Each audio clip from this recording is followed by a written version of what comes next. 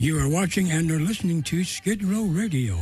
Thank you for tuning in to OccupySkidrow.us with your faith, hope, and love. Every Sunday evening from 8 until 9, OccupySkidrow.us is a wholly owned subsidiary of VeteransNewsNet.com, working with the VeteransProject.org. Contacts include, but are not limited to, 800-893-9562, 310-266-9465, info@OccupySkidrow.us. We're on YouTube and most of the social sites. So stay and pray for a brand new day. All right, Melvin, if you would you introduce the guests around the table for me, please? Okay, yeah. My name is Melvin Ishmael Johnson. And then I know we got Big Earn over here, Jerry Silver over there at the end, Jeff Norman of the Veterans Project, and the beautiful Rose. Thank you. And, of course, our host over there, Buddy. You didn't call me beautiful. and I hope you don't. Yeah. And also in the studio, Bobby Buck over there. There we go. All right. For Hey, Bobby. Yeah, and Earlene. Hey, Earlene. Mm-hmm. Well, listen, I want to begin with Earlene, okay?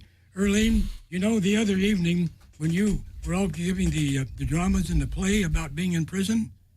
Now, I've coached a lot of people in drama. I taught radio and television drama in graduate school. You seem to know everybody's lines. She's putting on her earphones now. Okay. We'll start again. Earlene, yeah. I want to begin with you because the other evening when we were there, when I watched you in Big Earn, and then also I watched you and giving the drama about being in prison and solitary confinement. You seem to know everybody's lines. Why is that? Well, when you in a play, you have all of the cast members, so you have to really. Thank you. That's it, huh? There we go. All right. I'm so That's used all to, you want to know? Well, no, I like to know a lot more, but. Oh, no, okay. Because it's a complete play, and you interact with all of the actors, and perchance they need a cue or whatever, you can help them out because you're out there, you know, on your own. So you have to help each other out. So you have to. It's good to know the entire play and the cue lines and all. Well, speaking of helping other people out, the minute I saw Big Earn, I said, "Whoa, I'm in for a surprise. I don't know what it's going to be." But, Earn, when you have such an incredible presence, and could you tell us a little bit about your story? Well, I guess my presence is based upon, my presence on this planet and what I've experienced while I've lived on this planet. And I've experienced great beauty, and I've experienced great deprivation. And I feel so grateful at this point in my life that I survived intact and hopefully attempted to learn as many of the lessons that I could garner from my experiences. So that's why I'm here today. So I guess I'm being the sum total of all the things that I've been through and rose above. All right. Well, how do you spend time, 45 years? 45 years in prison. That's just in the adult prisons, And my 70th birthday is going to be my next birthday. Most of my life has been in, we could say mental captivity for the most part, but I've been in physical captivity for the most of my life. Well, how do you actually forgive people? Because there's a lot of forgiveness going on. I've only been in jail once, the LA County Jail, and I don't want to ever go back again. I promised myself I wouldn't for whatever reason. But it's awfully difficult because the guards can be very rough, even rougher on you than I could even imagine. So how do you find it in your heart to forgive? It's not even such a matter of forgiving. It's a matter of more extricating myself from that process. And it's more or less a process of pulling myself out the ashes and taking myself out the belly of the beast It ain't no sense of trying to forget a beast and commiserate and do all that and do all this and do all that. What I got to do is I got to salvage as much as I can and go forward and try to build as much as I can based upon what I know that's righteous, you know? And so that's my endeavor. I'm not even trying to look back or trying to trip on them or commiserate or one way or the other. Stay out of my way. As long as they stay out of my way, that's all good. And I want to try to create, you know, a world, you know, that reflects what's inside of me. Mm-hmm. You know what I mean? Sure do. Well, and within that now, you're part of a group, I believe, that yes. Former prisoners. Let's talk about that a little bit. Oh, wow. I'm so glad that you mentioned that because the director is right here at my side. All right. And she's been such an inspiration to me. And let me preface that by saying this. And, you know, maybe it's because the time is ripe or however that you want to otherwise explain it. But the fact is that I've never been successful out here on the streets, you know? I just come out for a little while and see stuff that infuriates me or see something that is really unacceptable or whatever it is, and I do something stupid, self-destructive, and wind up back behind bars. So this time, though, and I want to speak for a lot of people like in my situation. You got a lot of guys in there, they don't endeavor to just get out and go back and get out and come and go back. That's not what's in their hearts. They want to come out here, though, and find a meaningful kind of life, something that gives their life a meaning. They don't want to come out here and be stooges and be shoe shine boys who work at the gas station or, you know what I mean, be little mediocre nothings on the, you know, so that's all I ever wanted to do was find something meaningful in my life that could justify my existence on the planet. So then here comes Miss Jerry Silver. She's right next to me, and I hope you're right that on you get a chance to. I wanted to talk to you next. To hear her voice. Here we go. Please. And she reached out to me, and she did something that was really uncommon. She trusted me, and she looked at my credentials. Oh, I'm a paralegal. And I went all around. Oh, yes, I'm the first black who conducted a capital case in pro per in the state of California, according to the Los Angeles Sentinel. You know, I was on death row for a fist fight, and I spent 3.5 years studying law on death row. The lawyers got me the death penalty, and so I started studying law. And so I wanted to reverse, and I came back. I said, no, I'm the lawyer now, okay? And so bottom line, I got myself a sentence that was more reflective of the offense that was committed, right? Well, before you move along here, now I've tried to represent myself pro per a lot of times because some of these lawyers, they're just no D good, okay? You're absolutely right. And so, but every time I do, the judges are prejudiced. They don't like somebody to go pro per.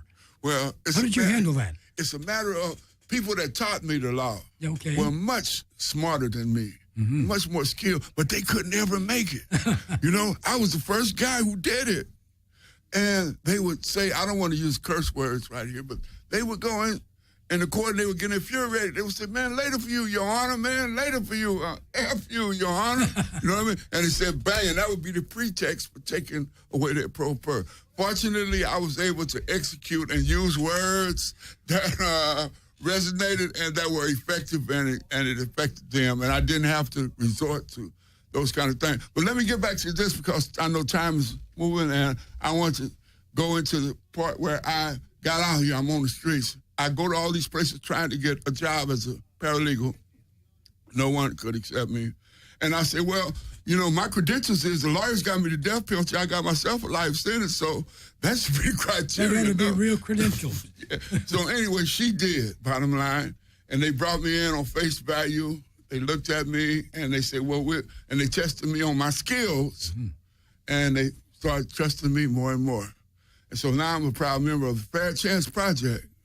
It helps everybody coming out. It's a reentry organization. I'm going to let Jerry speak about it, but I just want to say that this organization I belong to, it was enable me to make a positive impact and to do something to be meaningful, man. You know what I mean? So, boom. There you go, Ms. Silva. Could you say your full name and everything so we know who you are and how to contact you, please? I'm Jerry Silva, and you can contact me at the Fair Chance Project at 310-677-7445. So, I'm watching you look at your client, or whatever you want to call him. And at one point, I thought you were going to cry. Is that true? No, but I think that Ernest is an amazing person because I think he just represents the reasons why I've always done what I've done, which is to fight for a level playing field for everybody. And we don't have that. We don't have that. And when you see somebody with his skills and the depth of his humanity, and you just want to, and he's a happy person, and he's smart, and he seeks justice. You want to work. I wanted to work with Ernest. I felt like he could make a difference, to the work we were doing and, to the planet. I still see that. He's just an amazing human being. And our work really is reaching into prison to help people come out of prison. And once they come out, and not just to give them the Band-Aid that'll make it all better, or here's your ID, but here's your place in this society that doesn't work well. And I know you know that because you're a veteran, and as I'm reading in the newspaper, nothing's working that well for veterans. We don't have a society that is welcoming and helping veterans, the people that they thrust out there on the front lines, or helping people that they help get into prison. So, it's incumbent upon all of us to do something to change those patterns in the society, and to really challenge the quote-unquote leadership and to take the leadership in our own hands. So that's kind of what Fair Chance Project is about, helping to give people the leadership. Melvin, could you respond to that in terms of veterans? And you were talking about building a database. Yeah, we think it's important to build a database of veterans that's locked up. Mm-hmm. And the reason for this, well, never a reason, but one of the main reasons for this is that most veterans, because of their military training, because of their discipline in the military, that when they get in trouble and get caught up in the criminal justice system, they go to solitary confinement. Because by the nature of a veteran being trained to kill, they have that kind of knowledge in them. And then most of them is traumatized. A lot of them, not all, but the majority of the ones that get involved with the criminal justice system is traumatized. So we think it's important. One of the things that we're trying to do in some of our programs is to come up with a database and make a study so we can find out how many veterans that's in the system, or how many people that's locked up that's veterans, and that's in solitary confinement, but veterans as a whole. Mm-hmm. Bobby, your experience from being on Skid Row, what would you say the percentage might be of veterans here in L.A. that are on Skid Row? Oh, I'm sorry. Didn't have a mic. Well, really, I wouldn't be able to be accurate with the count, but it probably is probably half of them, maybe more. Yeah. Yeah, because, a lot of them walks around with the mental illness. And I used to be homeless riding on the bus, and a lot of them, they do get on the bus, they will say things like, I'm trained to kill. I can kill 100 people, and I can get away with it. They be saying things like that, so I know they're upset, and they be flashing back. Mm-hmm. Yeah.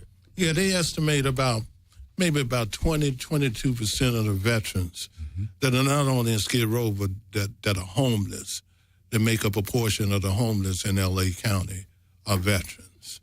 Because it's hard for them, even the veterans in Skid Row, because of the structure that you would find in a lot of the programs like Midnight Mission and all of that, it's hard for these veterans that are traumatized. They rather be out on their own. They have a distrust of authority anyway because of the military things. Mm-hmm. Jeff, could you address part of that with what you're doing? Yeah.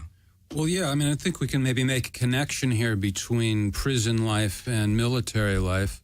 And I just wanted to ask Melvin a question. Were you saying that the prison authorities put veterans in solitary confinement simply because they're veterans and they fear them? Or are you saying that veterans tend to behave in such a way in prison that it gets them put into solitary confinement? Well, no, when they go through the classification system, see, and just by the nature of most veterans that get locked up, you know, it has a lot to do with either violence, or it has a lot to do with being traumatized, you know, the whole mental thing, that because of the classification system, that would shoot them to be isolated from the main population. Mm-hmm. So regardless of how they behave, just getting in there, they're put in solitary confinement right off the bat? Is that right? It would Wow. be, for example, it would depend. So I'm not talking about the little minor thing like traffic stuff, if a person might be a veteran. We're talking about the serious felonies. And the one that really that caught my attention was Jerome Murdo. And this was a little over a month ago in New York, who was he was a homeless veteran sleeping in housing project stairwell. And they picked him up and they take him down to Rikers Island and they put him in solitary confinement. And they forgot about him. They come back 5 hours later and the temperature is over 100 degrees and he basically baked to death in there, see. And so just by the nature of a person being a veteran, you know, they know that much about him. If you come in there and you got some kind of violent offense or something like that, if you come in, automatically they're going to isolate you. And then usually veterans, they had a study last year up in Northern California, and they was talking about how veterans' crime seem to escalate because when they may come in with a small amount of time, and then they get into trouble with the prison authority, and some of them end up with 20, 30 years for violent offenses like that. Now, what about this guy that's in the news right now? I think he's a veteran, too, that they put under the shower and put the hot water on him. You know what I'm talking about? This is in the news right now. I think I heard a little about it. What's about? I think he's a veteran, too. Mm-hmm. The jail guards, he defecated or something when he wasn't supposed to, or where he wasn't supposed to.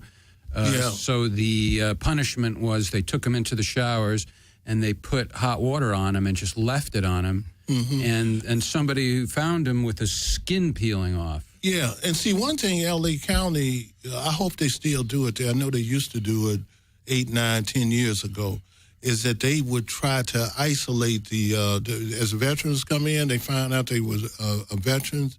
I know L.A. Vets used to have this program connected with the Veterans Administration, and they would send all of the veterans to Linwood.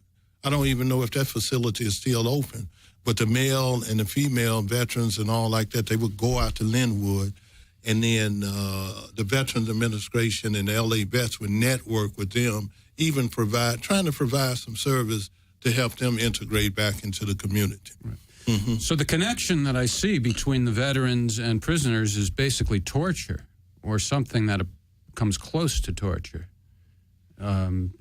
This experience that either they're witnessing it or they're the victims of it.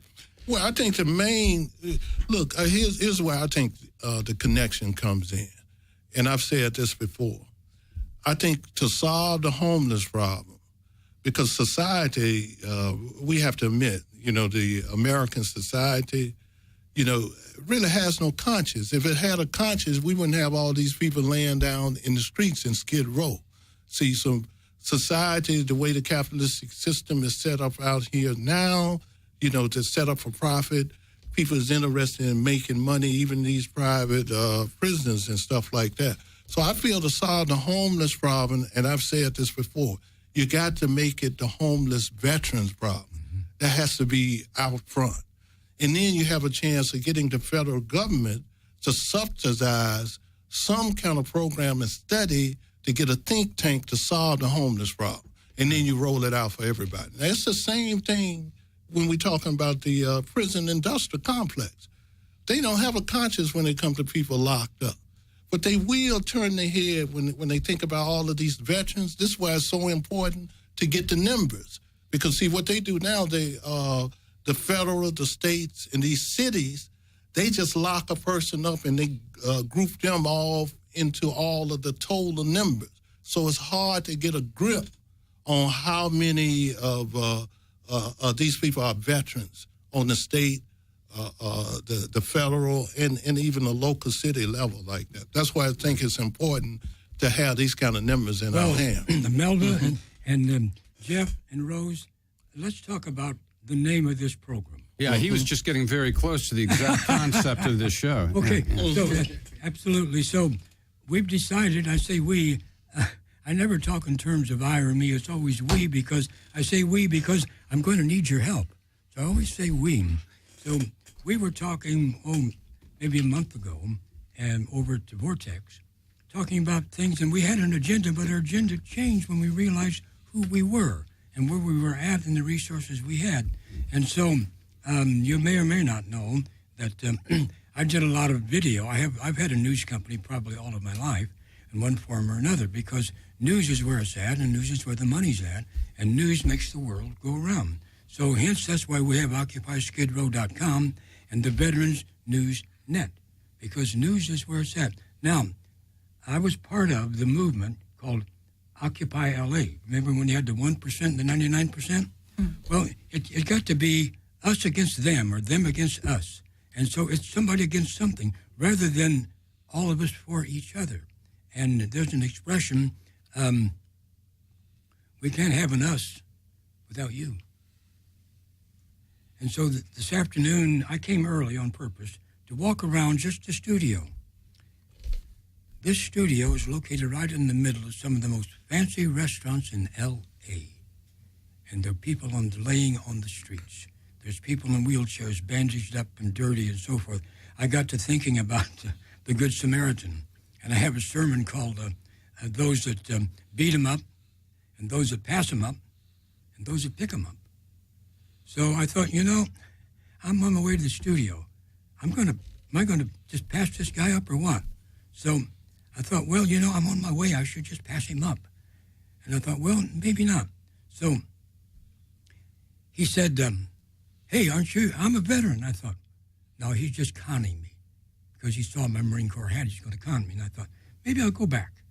I went back, and I said, okay, what outfit were you with? He said, well, I was with the 101.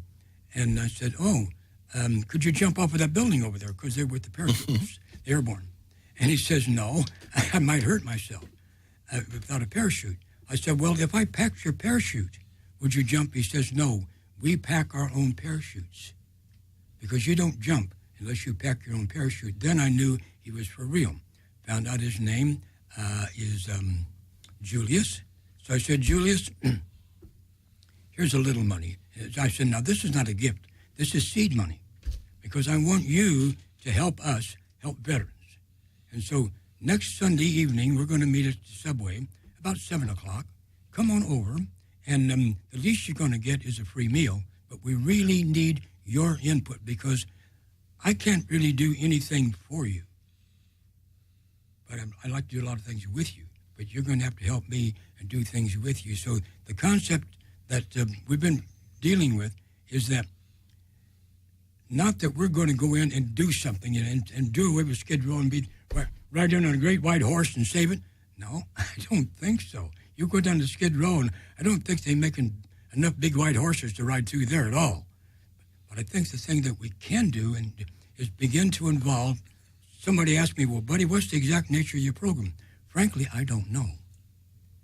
I will know as soon as we talk with the people in Skidrow and how they help us design a program that will work for them.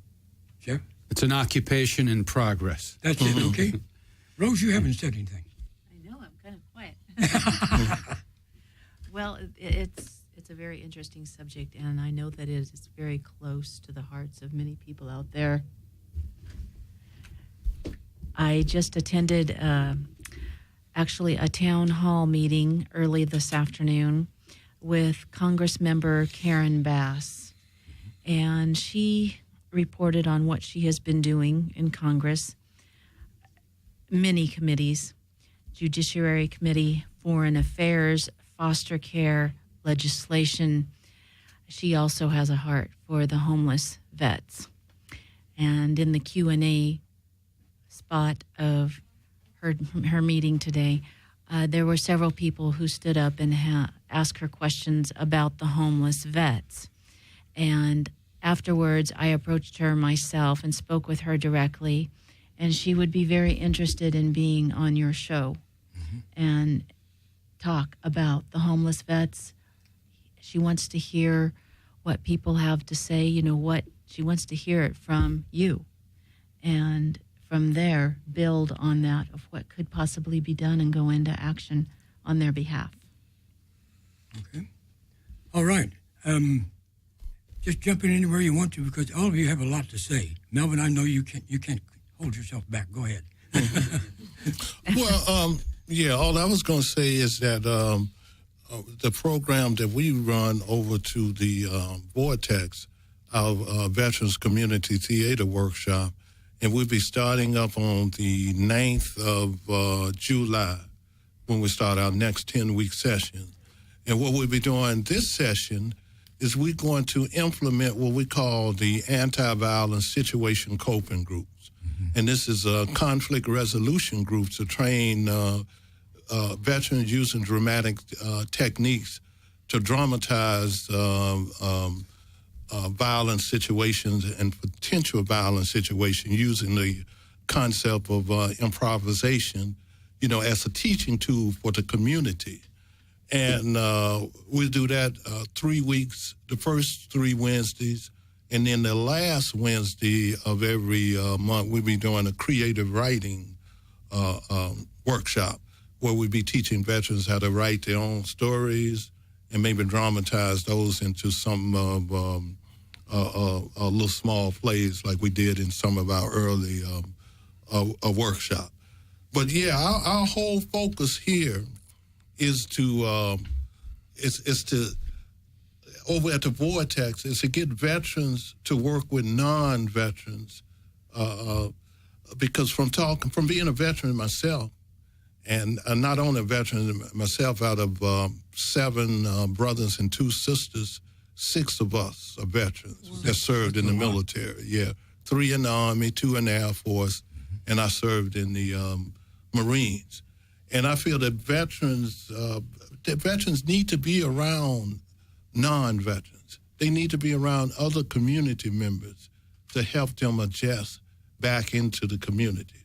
So that's what we're working on now. I have a theory kind of like that. I spent a number of years as the head psychologist for the state of New Mexico. And I found that, you don't put a sick person with sick people. And sometimes with the sickness, if you stay, for instance, if you're in Skidrow and you stay there, then you have that sickness and you begin to adjust yourself and you think it's okay. So you need to be with other people that maybe aren't sick, that maybe are healthy. So I think it's a good idea. One of the things that I hope we can do as we work with our fellow and ladies and so forth in Skid Row is that we go fishing. We go different places. We go take tours. We go out and do things and get away from Skid Row and see what the other people are doing and see what's going on there. And then that sickness, you're not in it all of the time because you can get used to a cycle. I've lived on Venice Beach now for 27 years. Very few people escape Venice Beach that live there on the beach, like a Skid Row. That's another Skid Row down there. I've seen that beach chew them up and spit them out. Mm-hmm. I've seen them die down there, cry down there, and no one ever beats the system. And so I had this one veteran, and nobody wanted to talk to him over to VA.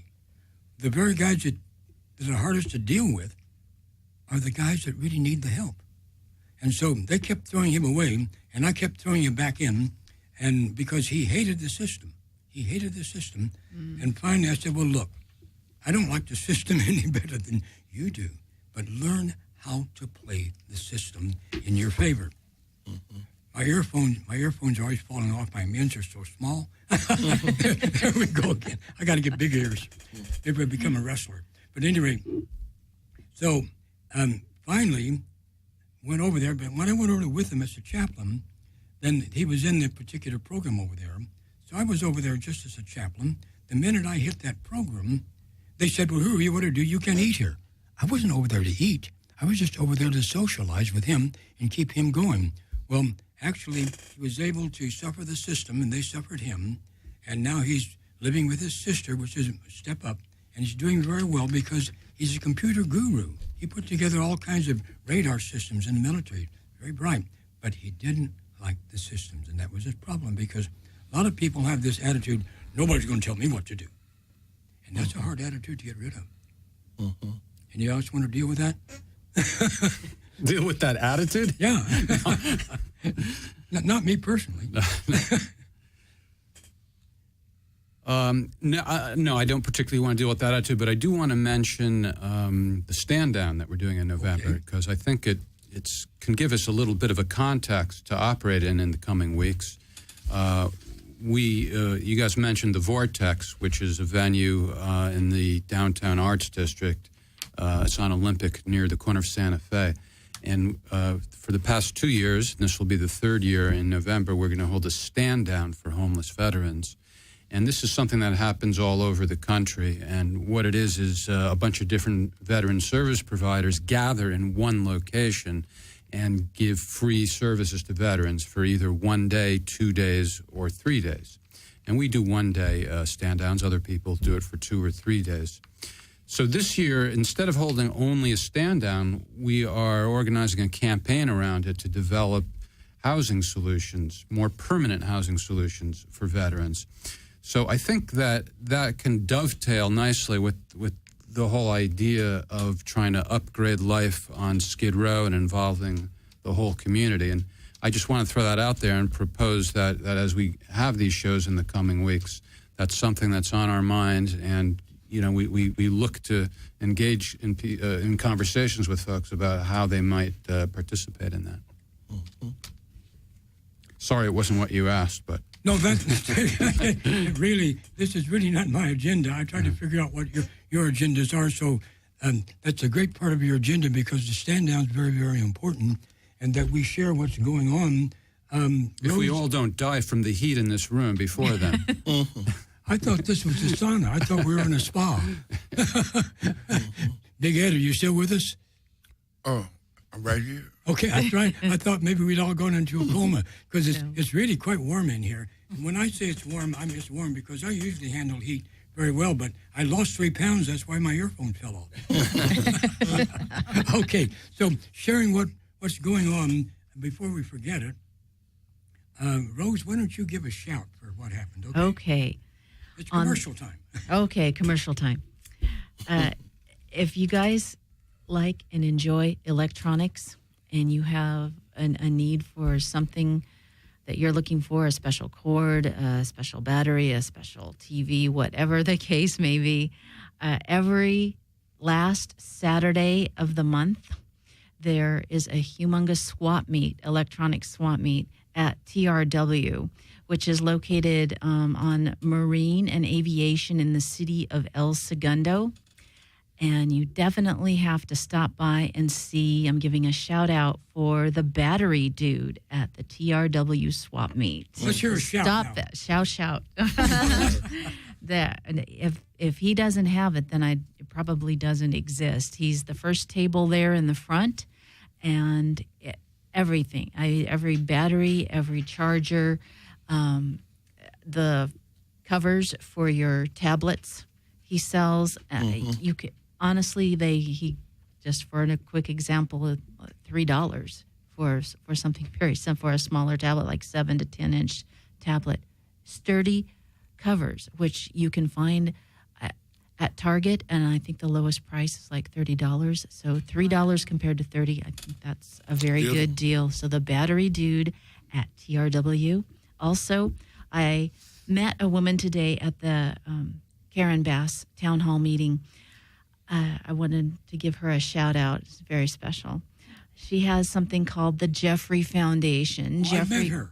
I met her, yeah. Yes. Her name is Alice Morris Winston, and she's the CEO, founder of this organization. She founded this foundation for her son who had MS. Is your son alive now, or did he pass? Yes, I'm not sure. I just met her today, so I really didn't get I did a video details. for her 20 years ago. Oh, my goodness. They're going to be having a really nice 4th of July celebration, so you might want to contact their organization at area code 323-965-7536, or you can email them at amorris@thejeffreyfoundation.com. Their website is www.thejeffreyfoundation.com. Anyone else have? I'm sorry. No, they have child care, counseling for special needs children and their families. All right. Anyone else have shout-outs they'd like to talk about? Somebody they might want to promote? Something that's coming up we should know about? Well, this was Ern speaking. My heart has been afflicted lately because of in South Central, there have been a rash of violence, and a lot of people who have their ears on the ground are predicting a really hot summer, and we're trying to do what we can to quell that. And the one thing that some of the brightest among us thought of is to have a march, which is not just a regular march, but a march, the mother of all marches, I guess you could say. Save a Life March is what we named it. And it's going to be a series of marches up until the big march. It's going to be in August. It's going to culminate in August. And if anybody wants to participate in this, I'm going to give my number so they can call me at 323-445-3827. That's 323-445-3827 for all the conscientious people. We're going to march all around the perimeters. We need people with a flatbed truck, for instance, and we need bullhorns, and we want to go big, and we want to get it all the organizations in Los Angeles to come together, and this unity, we want to make this unity a beginning point for our future coalition, because I believe that with unity we can be successful. And this is what is pulling on my heart right now. And this is what I'm focused on, and this is what I'm going to do. So I'm pulling on I'm calling on everybody to help in this endeavor, and realize this is just the beginning.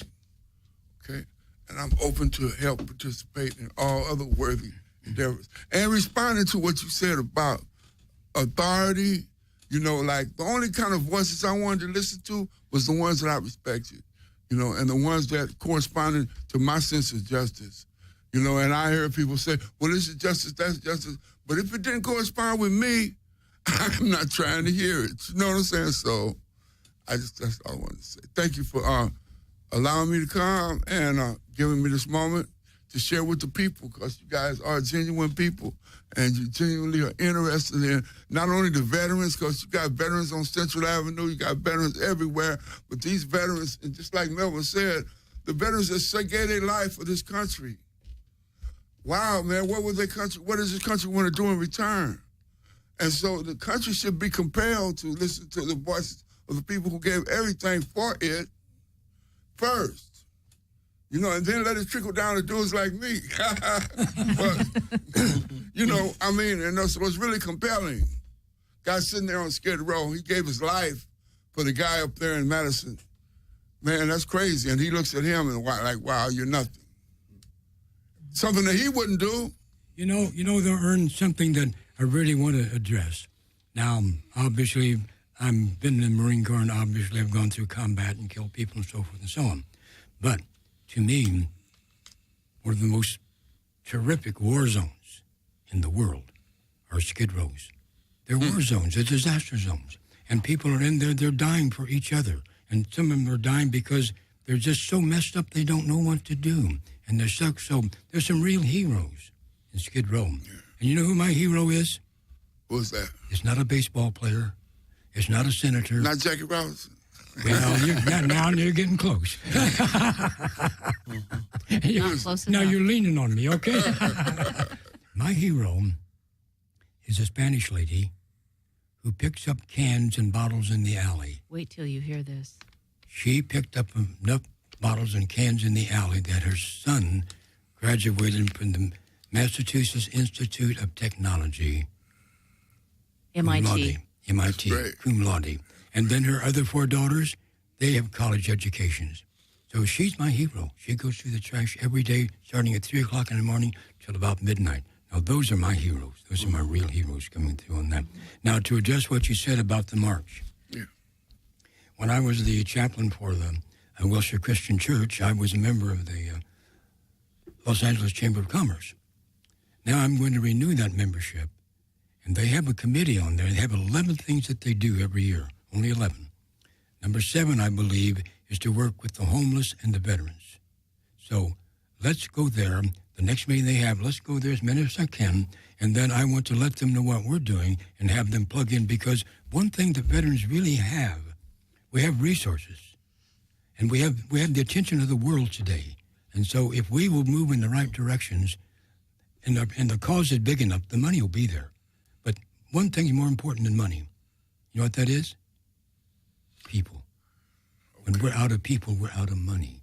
And so I never think about money. I always think about people because the money will follow. So let's go where we can and enlist people. Now, I'll bring a contingent from Venice Beach, and I'll find a flatbed truck to be in that. And maybe get your bullhorn and stuff like that. Is that right? Yeah. Oh, man. I used to have a flatbed truck, didn't I, Rose? He sure did. Man, that'd be great. He sure did. Now, I'd like to say something I about... can put you down for that flatbed truck. You got it. All Put me right. down, I'm He good wants for a it. firm commitment. Listen to Man. this. I like this. Businessman. In the church, you taught me how to take care of business. Hey, I don't blame you. Yeah, I'd like to say something about Skid Row. When we talk about Occupy Skid Row, I think one of the major problems with Skid Row is that the people who should be occupying Skid Row. See, I'm of the opinion. I don't believe that Skid Row. I hear all the time that Skid Row is a community like that.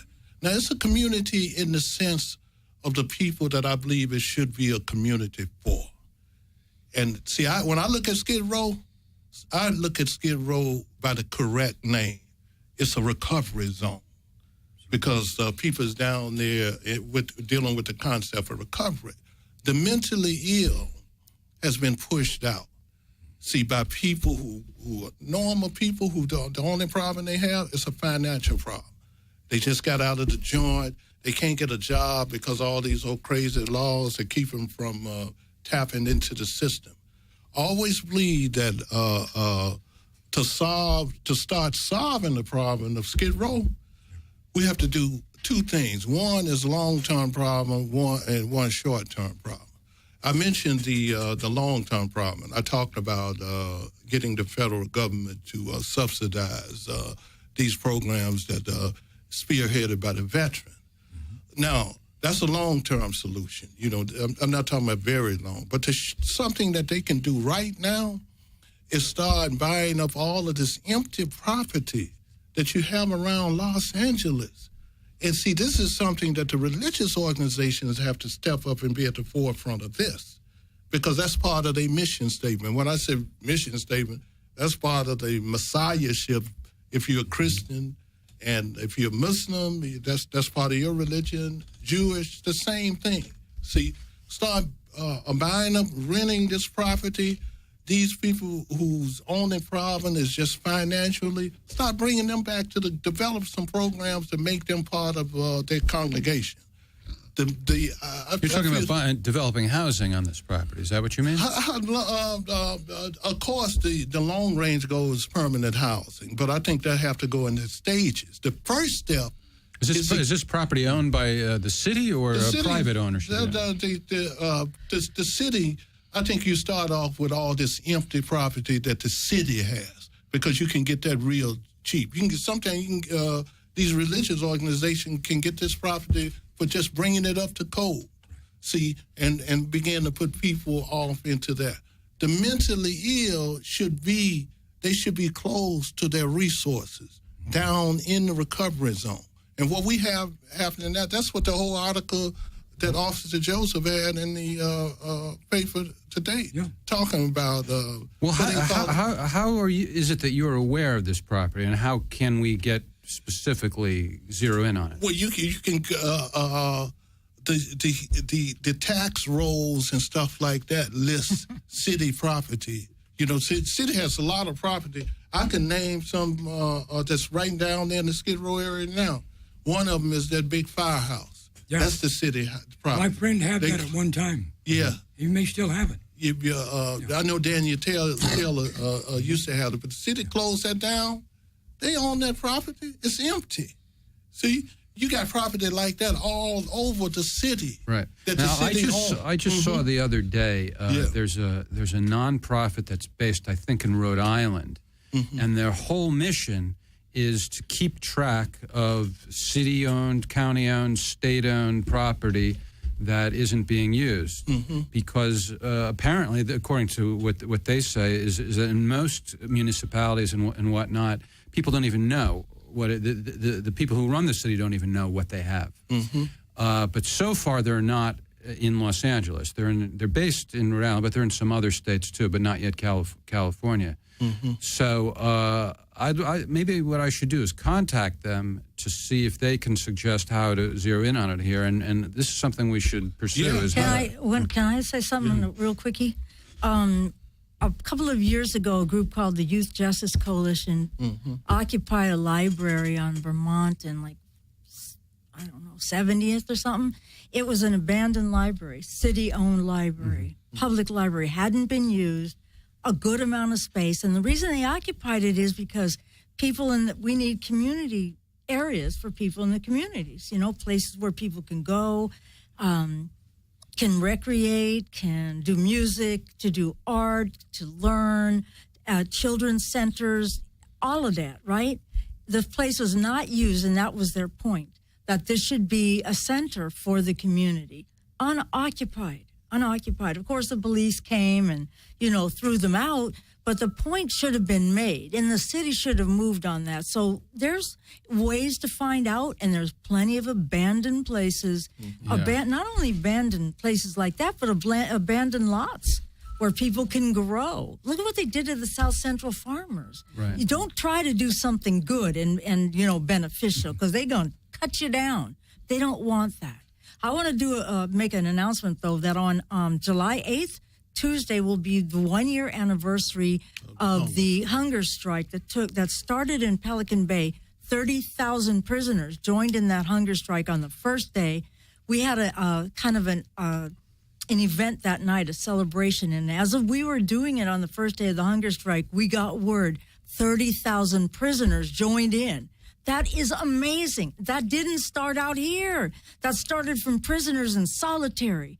What amazing power that they have to influence. And the stuff that they're asking is to not forget them. I mean, were willing to starve themselves to death. So we are doing an action, a remembrance on that day. Remember the hunger strikers, July 8th, from 10 till noon in front of the State Building at 300 South Spring Street. It would be so great if everybody that could bring their bodies down there and be there in remembrance and recognition that leadership can come from the most, it does come. It does come from people that are the most affected by what's going on and the people that have seen ugly. And then one quick thing, and the most important thing about that, these individuals that's locked up that initiated this strike, right? They mentioned these three things that you're talking about. And they mentioned one of the most important things, and that's the fact that there is an agreement to end hostility among the different races that's out here banging and stuff like that. That's correct. Now, they did their job on the inside by coming together. So it's up to us now to get their voices out there. See, if we're going to do marches, if we're going to do all of these other events and stuff like that, that's out front. See, this is what we're pushing. We got to let these little youngsters that's banging, killing each other, and going through the prison system, we got to let them know that these guys that you guys look up to as heroes, they have said that there is an agreement to end hostility in county jails, prisons, all over. See, we got to push that out. We got to make that stand. Mm-hmm. And we want to inaugurate that in our march, too. We are incorporating that in our march. And I just want to mention one little thing aside. I heard on the news in San Francisco, this lady, she got some buses, and she converted them into like showers, portable showers. Yeah. And she hooked them up to the hydrant somehow. And she got showers for people in their Skidrow down there. Why can't we replicate that here? To hitchhike on that, I worked in a lot of hurricanes, emergency hurricanes. The last one I worked in was Hurricane Rita down in Texas. Now, that was a disaster zone. We had ships in top of the cities, trees devastated, everything all torn up. And so actually, if we began to say, look, our Skid Rows are recovery zones. They're recovering from a disaster, a tornado. Let's bring in the Red Cross. Let's bring in food. Let's bring in the showers. Let's go ahead and treat this like a disaster. Now, one of the things I did when they called me back to the church to work with them, they said, buddy, we want you to go and be a psychologist because a lot of people in there are really suffering because they can't handle the devastation to that. And so you need to deal with them in post-traumatic syndrome. And they said, oh, and also could you run a chainsaw gang? So I did two things. I ran a chainsaw gang, and I dealt with people who simply couldn't handle the trauma. Now, before we get too far along, I promised my daughter Lydia, she's been listening to her music. It's called A Brand New Day. You can see it on eBay. If you go to Lydia Clark, Santa Fe, New Mexico, you'll know all about Lydia and a little bit about my family, okay? Is that your daughter? That's my daughter. That's impossible. No. I'm talking about your music. It's a brand new day. She's going to press the button, but that's okay. Here you go. Here you go, Bobby. Here you go. Put it in front of the camera. Rose, what can you do with it? Okay. In front of the camera. The camera right there, Rose. Put it in front of it. The camera right there. Put it close to it. This camera right here? Oh, there, she's got it. Okay. All right. Yeah, I can see that. Yeah. That this is the cover, and what it does is tells Lydia's story in A Brand New Day, and the inside, if it turned out on the inside, just flip it over, Rose. And if you see the little picture right there, that's a picture of me baptizing one of the Boy Scouts in my scout troop in a little country church. And then the little picture there is Lydia playing harmonica. Well, I think I'm playing harmonica. And she's dancing. Got it backwards. And then down in the lower corner, I ran the Head Start program for 4 Corners. So little Marky is there. Now, Mark has a couple of platinums in music, and Lydia composes for the Santa Fe Opera. And someday she'll be here, and we'll try to get down to one of the rallies and get the kids down, and we'll all jam. So we're about ready to wrap up here. Yeah, you got about 1 minute and 17 seconds. Okay, well, I've got some more things to do here. Okay, coming up. So I'd like to let you know what's coming up. We want to give a shout for the Long Beach Clergy and Faith Network meeting that's going to be July the 15th. Now, there'll be a lot of preachers down there, clergy. We want to go down there and lean on them for their resources. Mm-hmm. Now, the man giving that, Dr. Southard, I know him personally. He's from Indiana. He's got his head on straight, and he's talking about basically faith and spirituality. So It's going to be a good thing to go to. And then coming up, we're going to have probably maybe 2 Sundays from now, we're going to have a group called Peace Now. And what they're looking for is to get 1 billion signatures for Peace Now. You've heard of the War Department. They want to start a peace department. Mm-hmm. Rose, can you get it? I think the timing is interesting. Mm-hmm. A neighbor had a yard sale, and afterwards, I guess everything that they didn't sell, they had left out a big box, and here I found that's it. I found a shirt about Peace and Now. OccupySkidrow.us. Okay, are we ready for a wrap-up? Cue the music and let her roll. Well, no. We want to finish as much as we can. Okay, then you cue me when you want. No, you want me to do the copy all over again? Okay, while you guys are dealing with it, Let me put my phone number out there again. Good, you go ahead and do that, yeah. Do whatever you want, yeah. 445-3827 if you want to participate in this march. All those who are serious and want to be about it, 323-445-3827. All right. Get at me, Ern, and let's do this. Okay, Jeff. Okay, I'd like to give a shout out for a really good friend of mine who is an American actress who starred in film and television as a very, very young child. Her name is Penelope Skidrow, Sudrow. Check out her Facebook page, and she hopes to start her own nonprofit for emotional abuse. Now, everybody has a little bit to say, then we're going to do a wrap-up. Maybe about 30 seconds, and we're going to do a wrap-up and a close, okay? Go. July 8th, in front of the State Building for the prisoner hunger strikers. Don't forget them. It's the 1-year anniversary, 10 a.m., 300 South Spring Street, July 8th, Tuesday. 323-445-3827. Get at me for this march, man. Tomorrow night on the Coonround Report, one of the special things we're going to do inserts from Frederick Douglass' famous 5th of July speech, What is the 4th of July to a Slave?